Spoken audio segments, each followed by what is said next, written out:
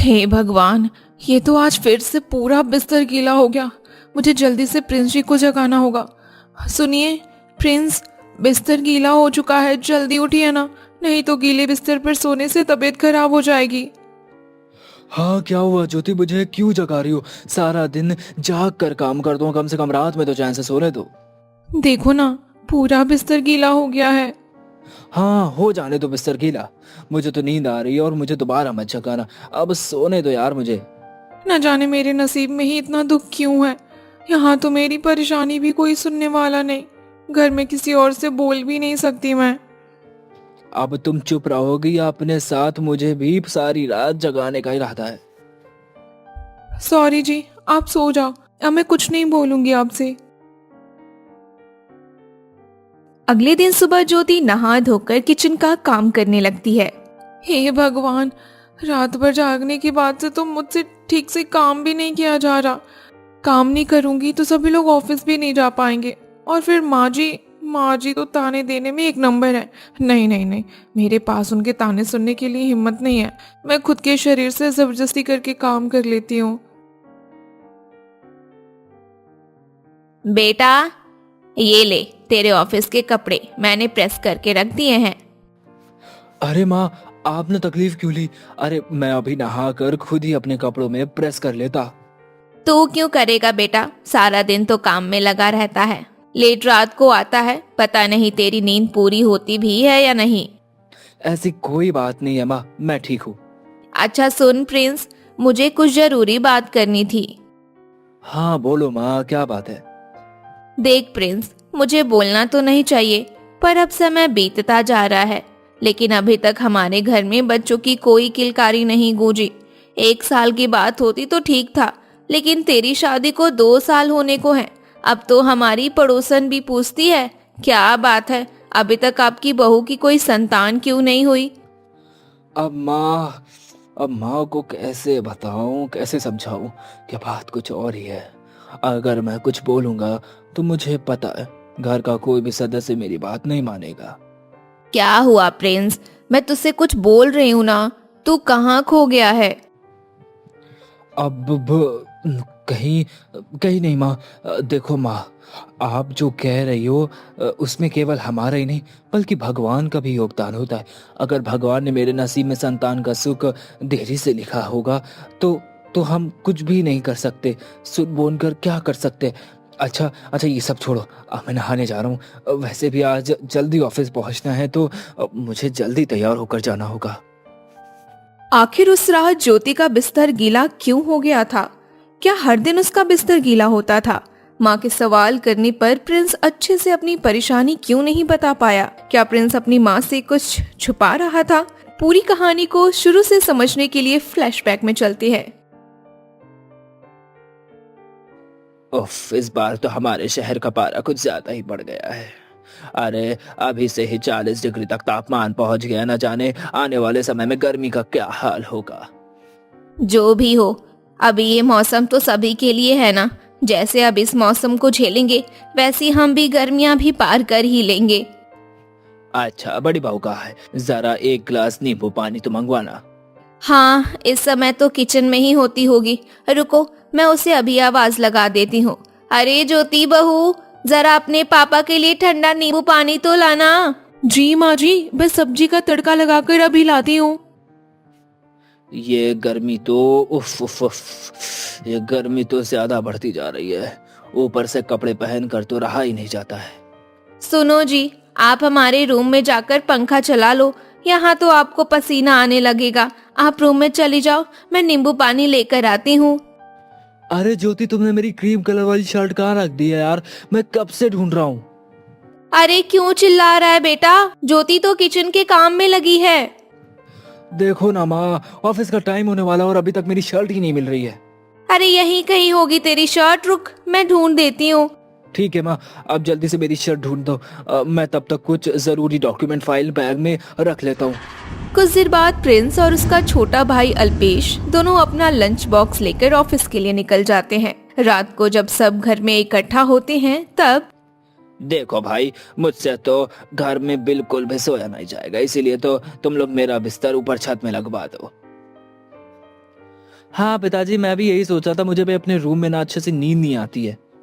सही कहता है अल्पेश, रात भर पंखा चलता है लेकिन फिर भी नीचे गर्म गद्दे की वजह से नींद ही नहीं आ पाती। मैं भी ऊपर ही चल लेती हूँ। क्यों भैया, आप भी हमारे साथ ऊपर चलोगे क्या? ना ना, मुझे तो अपनी नींद पूरी करनी है। ऊपर जाकर कौन मच्छरों के चक्कर में नींद खराब करेगा। अगर आप सभी को ऊपर जाने में ठीक लगता है तो आप लोग चले जाइए, वरना मैं और ज्योति तो नीचे ही सोने वाले हैं। ठीक है भैया, आप यही सो जाओ। तो पिताजी चलिए, मैं बिस्तर और खाट ऊपर पहुंचा देता हूँ। कुछ देर बाद रामजीत, मीना और अल्पेश छत पर पहुंच जाते हैं। उधर ज्योति अपने कमरे में पंखा चलने के बाद भी ठीक से नहीं सो पा रही थी। पंखा चलने के बाद भी इतनी ज्यादा गर्मी हो रही है। अभी तो पूरी रात पड़ी है। उफ, क्या करूं? एक काम करती हूँ, बालकनी में जाकर घूम आती हूँ। अरे भाभी, आप अभी तक सोई नहीं क्या? हाँ अल्पेश, आज तो रूम में भी ऐसा ही लग रहा है कि आग निकल रही है, इसलिए सोचा थोड़ी देर बाहर की हवा खा लूं। लेकिन तुम इतनी रात को यहाँ कैसे? आज तुम छत पर गए थे ना? हाँ भाभी, गया तो था, लेकिन वहां पर भी हवा रुक रुक कर चल रही है। अब हवा रुक रही है तो इतनी ज्यादा गर्मी भी लग रही है, ऊपर से छत बहुत गर्म है भाभी। अरे वो तो होगा ही, दिन भर कड़क धूप जो हो रही है। मैं तो जब भी कपड़े उतारने जाती हूँ चप्पल तक गर्म हो जाती है। एक काम करो ना, अगर ऊपर नींद नहीं आ रही तो तुम अपने रूम में ही सो जाओ। नीचे भी कहाँ चैन है भाभी, आप भी खुद नहीं सो पा रहे हो। मैं बस फ्रिज से पानी की बोतल लेकर ऊपर ही चला जाऊंगा। अच्छा ठीक है, मैं भी थोड़ी देर बालकनी में टहल कर आती हूँ। ठीक है भाभी।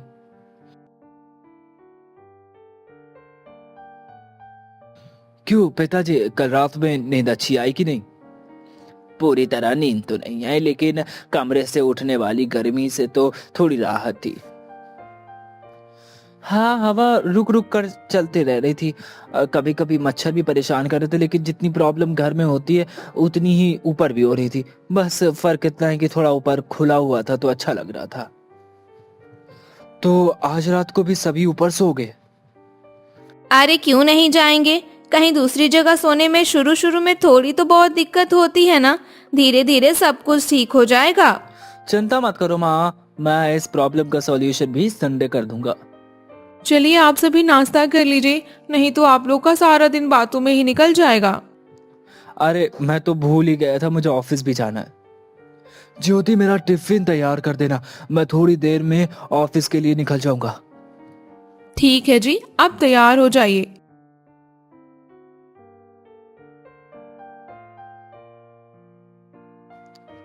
माँ, मुझे हमारी प्रॉब्लम का सॉल्यूशन मिल गया है। ये देखो, ये तुम ले लो, इस पाइप को पकड़ लो, मैं मोटर चालू कर आता हूँ। अब ये तू क्या करने वाला है? अरे माँ देखो, अब बस देखती जाना हम कितने आराम से सोने वाले हैं। इस तरह से अल्पेश पूरी छत पर पानी फैला देता है और सभी लोग ठंडक में आराम से सो जाते हैं। लेकिन छत टपकने के कारण ज्योति को और ज्यादा परेशानी होने लगती है। हे भगवान, ये तो आज फिर से पूरा बिस्तर गीला हो गया। मुझे जल्दी से प्रिंस जी को जगाना होगा। सुनिए जी, बिस्तर गीला हो चुका है, जल्दी उठिए, नहीं तो गीले बिस्तर पर सोने से तबीयत खराब हो जाएगी आपकी। क्या हुआ ज्योति, मुझे क्यों बुला रही हो? सारा दिन जाग कर काम करता हूँ, कम से कम रात में तो चैन से सो लेने दो। देखो ना, पूरा बिस्तर गीला हो गया है।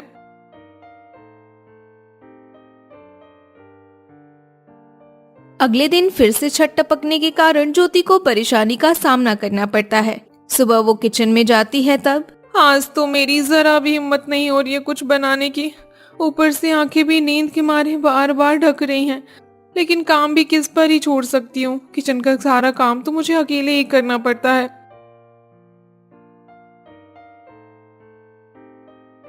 अरे रे रे, ये आज का नाश्ता कैसा बना है? इसमें तो कोई भी स्वाद नहीं आ रहा है। बहू, तूने ये सब क्या बनाया है? वो माँ जी, लगता है मैं चाय में चीनी डालना भूल गई। बस बस, अब जा और अपने दूसरे काम कर ले। मुझे तेरी फालतू की बकवास नहीं सुननी है। तेरे अंदर एक कमी रहे तो ठीक ना, न जाने और क्या क्या कमियां हैं जिसकी वजह से हमारे घर में अब तक बच्चे की किलकारी सुनने को भी नहीं मिली। बस बेकारो मीना, आप तुम कुछ ज्यादा ही बोलती जा रही हो। ज्योति, तुम जाओ अपना काम कर लो, हमें नाश्ते से कोई दिक्कत नहीं है। जी पापा जी, मैं जाती हूँ। भाभी जी, वो मैं कभी कभी अपना बिस्तर छत पर ही भूल जाता हूँ, तो आप उसे नीचे रख दिया करो। दिन भर धूप में होने के कारण मेरा बिस्तर एकदम गर्म हो जाता है, जिसके कारण सोने में बहुत दिक्कत होती है। ये बात मैं इसे कितनी बार बोल चुकी हूँ, लेकिन पता नहीं आजकल इसका ध्यान कहाँ रहता है। अब तो मैं भी इससे थक चुकी हूँ। ऐसा मत बोलो माँ, हो सकता है भाभी को घर में ज्यादा काम करना पड़ता हो, तो कभी कभी हमारा काम करना भूल जाती हूँ। अगर ऐसी बात है तो तू जल्दी से शादी कर ले। कम से कम कोई दूसरी लड़की तो मेरी बातों को अच्छे से समझ पाएगी। लेकिन माँ अभी तो। देख अल्पेश, मुझे कुछ नहीं सुनना। मैंने तुमसे जो भी कहा तुझे उसे मानना ही होगा। ठीक है माँ। इस तरह परिवार के सभी लोग अल्पेश की शादी के लिए मान जाते हैं। कुछ समय बाद उसकी शादी भी हो जाती है। अब उसकी पत्नी पिंकी घर के कामों में ज्योति का हाथ बटाने लगी थी, लेकिन ज्योति के कमरे की रात वाली समस्या अभी भी हो रही थी। पिताजी, छत पर पानी डालने से अब हमें नीचे कमरे में बहुत ज्यादा दिक्कत होने लगी है। अब या तो आप लोग छत पर पानी डालना छोड़ दीजिए या फिर नीचे सोना शुरू कर दीजिए। लेकिन बेटा, अब तो हमें ऊपर सोने की आदत लग चुकी है। नीचे तो हमें बहुत ज्यादा गर्मी लगती है और ठीक से नींद भी नहीं आती है। प्रिंस बेटा, तू ऐसा क्यों नहीं करता? तू और ज्योति छत पर क्यों नहीं आ जाते? इस तरह से तुम्हें भी सोने में आसानी होगी और हमें भी कोई दिक्कत नहीं होगी। समझा करो माँ, मुझे छत पर सोने की आदत नहीं है। रात भर अगर मच्छर काटेंगे तो मैं कैसे सोऊंगा और फिर सुबह उठकर ऑफिस कैसे जाऊंगा?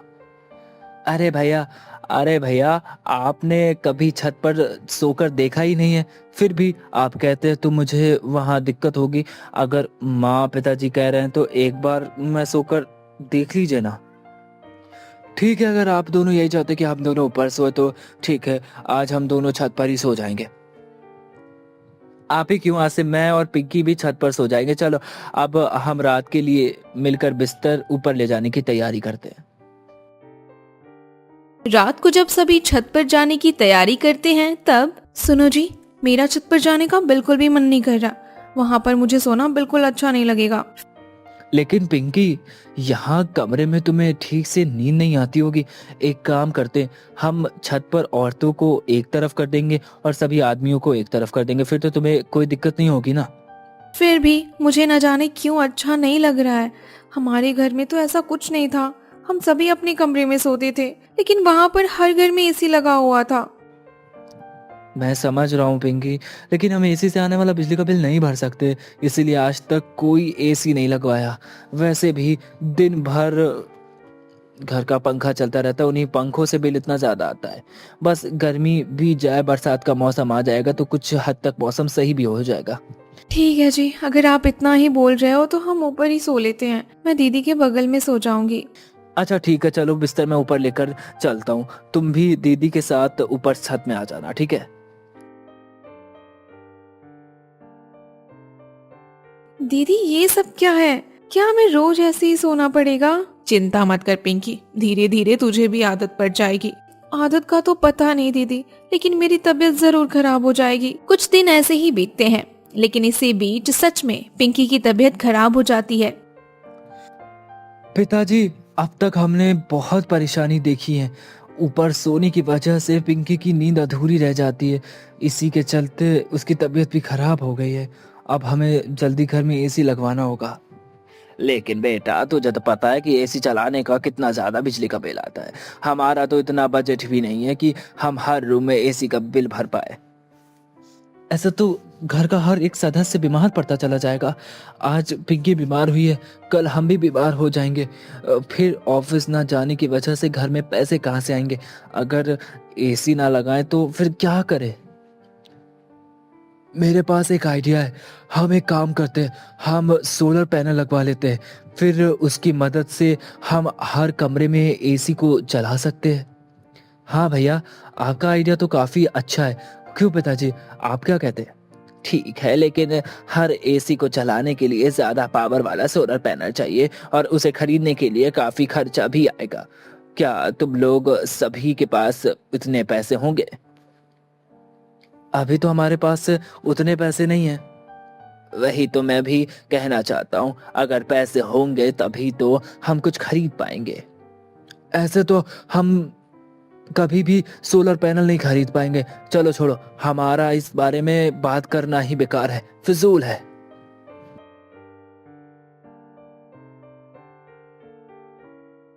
क्या हुआ दीदी, आपने मुझे इशारे में अंदर क्यों बुलाया? सुनो पिंकी, मैंने कुछ सोचा है, हम दोनों मिलकर सोलर पैनल के लिए कुछ पैसे जुटा सकते हैं क्या? लेकिन कैसे? देखो पिंकी, हम दोनों को हमारे हस्बैंड खुद के खर्च के लिए पैसे तो देते ही हैं। अगर हम वहां से पैसों की बचत करें तो कुछ पैसे जुटा सकते हैं। हाँ, ये बात तो ठीक है दीदी, हम दोनों इसी तरह कुछ पैसे जुटा लेते हैं। लेकिन एक बात, हमारे इस तरह पैसे इकट्ठा करने से भी उतने पैसे नहीं बन पाएंगे। तो फिर मैं सिलाई का भी काम कर लूंगी। ठीक है दीदी, मैं भी आपके साथ काम सीखकर कुछ पैसे जुटाती रहूंगी। ठीक है, चलो अब हम घर के दूसरे काम निपटा लेते हैं जल्दी से।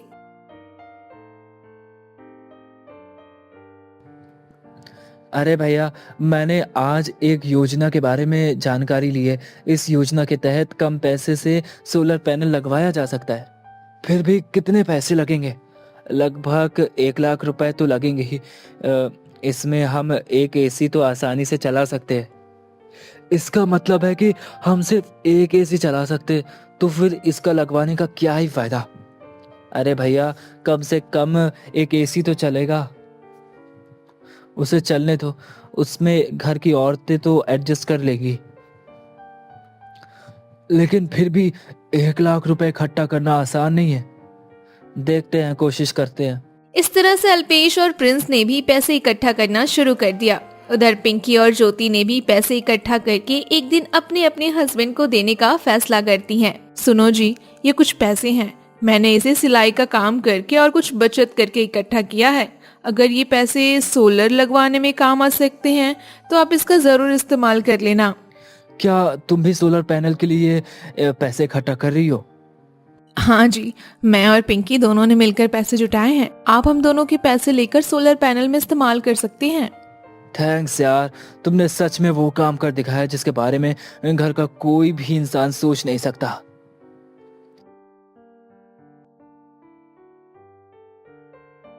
सुनो जी, ये मैंने कुछ पैसे इकट्ठे किए हैं, इन्हें आप सोलर पैनल के लिए रख लो।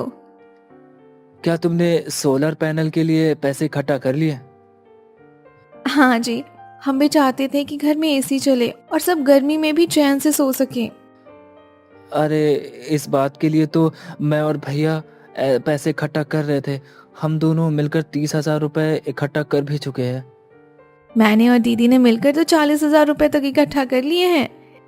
इसका मतलब हम सभी मिलकर 70,000 रुपए इकट्ठा कर चुके। अब बस 30,000 रुपए और चाहिए। हाँ जी, हम फिर से कुछ दिन मेहनत करेंगे और पैसे इकट्ठा कर सकते हैं। ठीक है, हम कोशिश करते हैं। ठीक है, अब आप भी कुछ खा लीजिए, मैं सभी के लिए खाना लगा देती हूँ।